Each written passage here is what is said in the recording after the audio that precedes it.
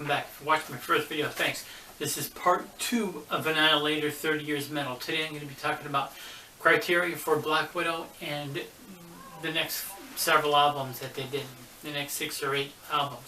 I'm going to give more of a full detailed review on this album, but the other ones not so much. I'm not going to get into too much detail. The video will be too long.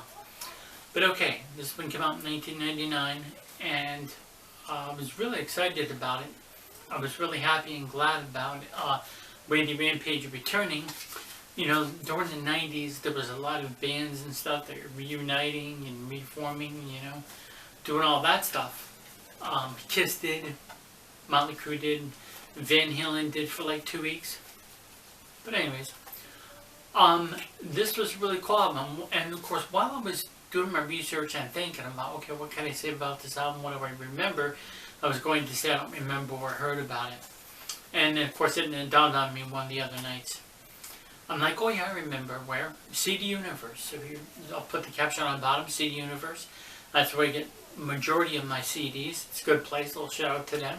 A little publicity for me since there's hundreds of thousands of people that watch my channel. But so once I read that on CD Universe, I was like, oh, that's really cool. And Randy Rampage is back. So it kind of prompted me more to buy it. The last couple of Annihilator albums I didn't love that much. And of course, you know, I wasn't expecting an Alice in Hell Part 2. But the cover looked kind of similar to it. Once again, it has the Raggedy Ann doll, which I think those Raggedy Ann dolls. I can't tell. There's some kind of weird difference. But anyways, the song opens up with Bloodbath, and it's a really cool song. It's a heavy song, it's a rocking one. Randy Rampage sounds like he did on the first album, and the first album that he did with Annihilator, and it was really cool and neat. I really liked it. They did Back to the Palace, which was kind of an odd thing. They recovered the song that they did on Never Never Land.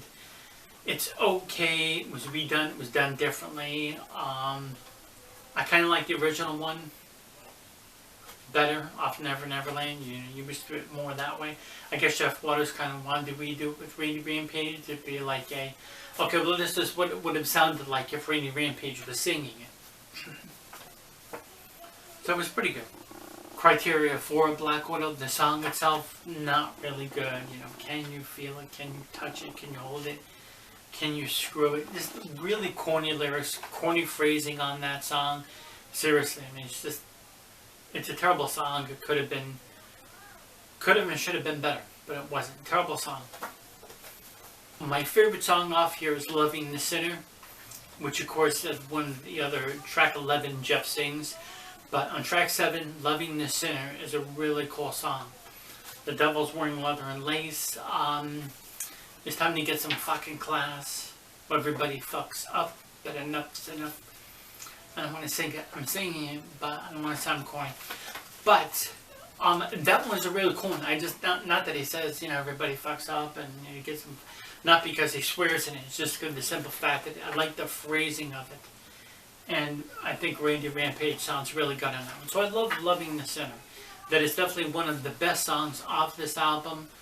Of course, this album, it didn't last with Randy Rampage. He left again, of course.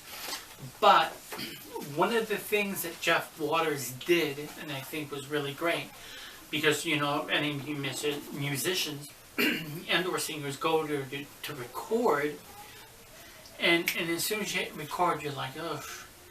You kind of mess up or you get nervous or something. It happens with me when I play my guitar. I'll plug in and I'll jam out the song a couple times and I'll play it smoothly. But then when I go to hit freaking record, then you just wind up screwing up. You're like, geez, you just did it perfectly before. But anyways, that's what Jeff Waters did. He told Randy, well, these are just going to be the demos. We're going to go over the songs a few times, and then we're going to go in for the full recording. And then, of course, he was like, all right, that was perfect. All right, let's go to the next one. And then, so anyways, that was good because he was like, oh yeah, the album's done, you're done. He recorded the songs and was like, oh, okay, that was it. Yeah, you did perfectly. And we're going to keep those as demo tracks. So anyways, that's good. I think this album cover is kind of strange. I'm covering the girl. She's ugly anyways. It was, once again, kind of funny because then you got these Raggedy Anns here with sickles or whatever they are. and the whole thing with the castle on the back, it's kind of purplish, and I like the album cover. It's a cool album cover. It's what I was expecting from. Annihilator has some cool covers, and then they have a corny cover. They do a cool cover, and then here's the stupid one, which I will get into that right next chapter, next part of this.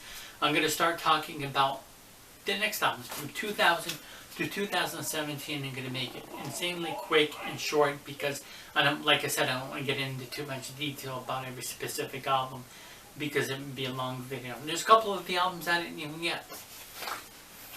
So, Nothing Left, Loving the Sinner, and Double Dare are my favorite songs off this album.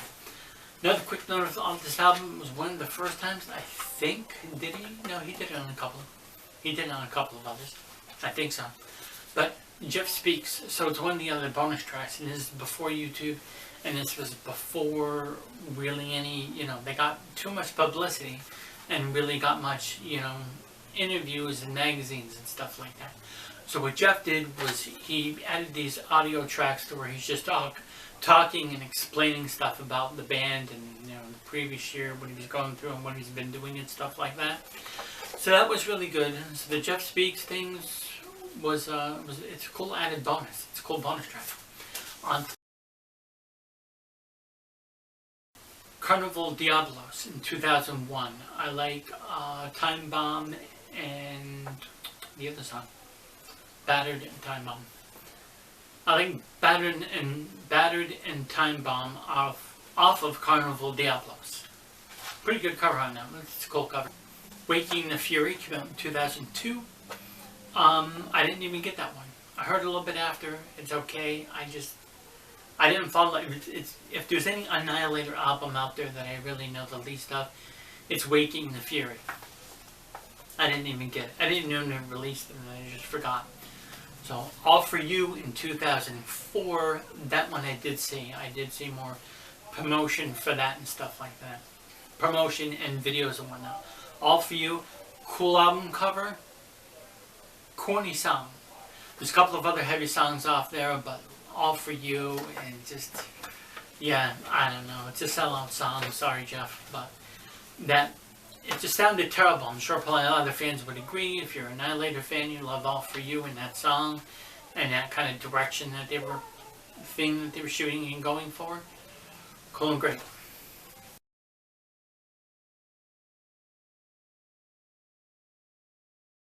Metal in 2007. This is a cool cover. This one I like. Clown Parade, Couple Suicide are really the cool standout tracks. And then Heavy Metal Mania, which is a really cool cover song from Exciter, I think. Yeah, Metal Mania. That one was pretty good. It was a pretty good cover. And yeah, Metal was a good one. I did buy Metal. Annihilator 2010. Favorite songs off that are The Trend. I think The Trend is really cool. Heavy, wicked riff. I think Jeff kind of, he does wicked, heavy, cool riffs on every single thing. But I think on The Trend, he does really cool and neat. The only thing I don't really love, I like the album cover. It's kind of weird. The white eyes, the Annihilator carved in that girl's head. It's a little screwed up. It's alright. It's a halfway decent cover, I guess. They covered Romeo Delight. So, yeah, that one, I love Van Halen too, but I don't know. I just can't really picture specifically Annihilator covering a Van Halen song. It was okay, but they could have covered something else. I say that about every single band that covers the song. Like, man, why'd they cover this song instead of this song? Or why'd they cover that band instead of that band? Whatever. Suicide Society in 2015. So, okay. One of the coolest and best Annihilator album covers, CD covers ever here. Because, it looks futuristic. Has that kind of like alien kind of robot, cross between alien and Predator and some kind of futuristic sci-fi kind of thing. So I thought that one was really cool. So there's a lot of cool songs off there. What I like about it, nothing against Dave Patton. I kind of like Dave Patton.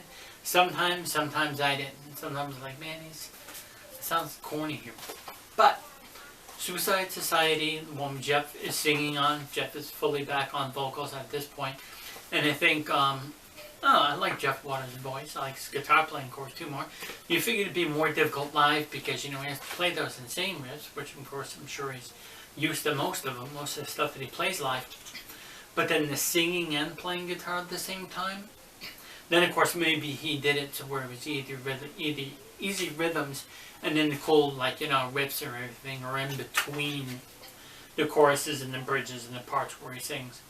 And then, of course, he got, David Davis as the rhythm guitarist. That's right, that guy. So he's got him doing the other parts, and, he's been on several albums. I'm not sure if he's on this one. But anyways, awesome album cover. I did get this one, and I like it. I was really pleased with Suicide Society. For the Demented, best song off 2017. Best song off that one is Twisted Lobotomy. Stupid album cover. For the Demented, I don't like that album cover. It looks dumb.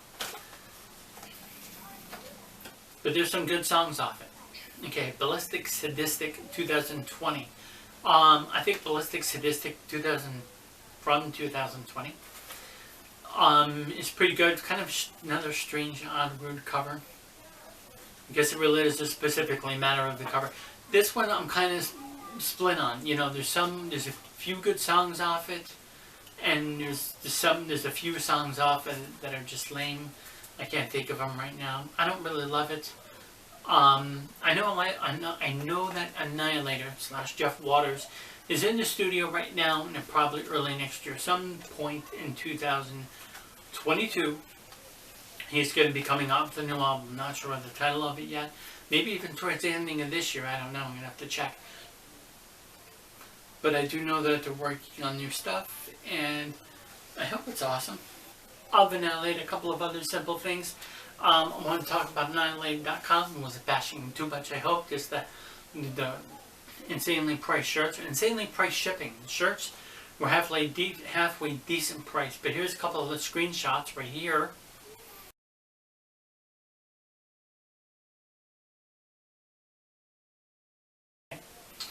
And you notice the Canada license plate right there.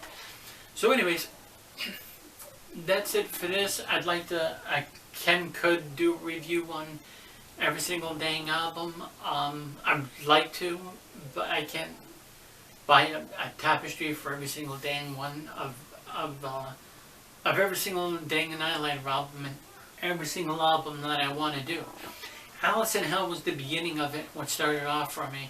And this was the return of Randy Rampage. Oddly enough, from 89 to 99, the first 10 years after Randy came back. Sadly, he's gone now. I like most of all Annihilator stuff. And if you're an Annihilator fan, tell me, of course, probably none of you goons are going to do this, but tell me how you got into Annihilator. And then tell me what's your favorite Annihilator album. And or even album cover. I know the album covers don't matter. I know people are going to bash me for that. But what's your favorite Annihilator album? And what's the first one you heard? And what's your favorite Annihilator album cover? Thanks for watching.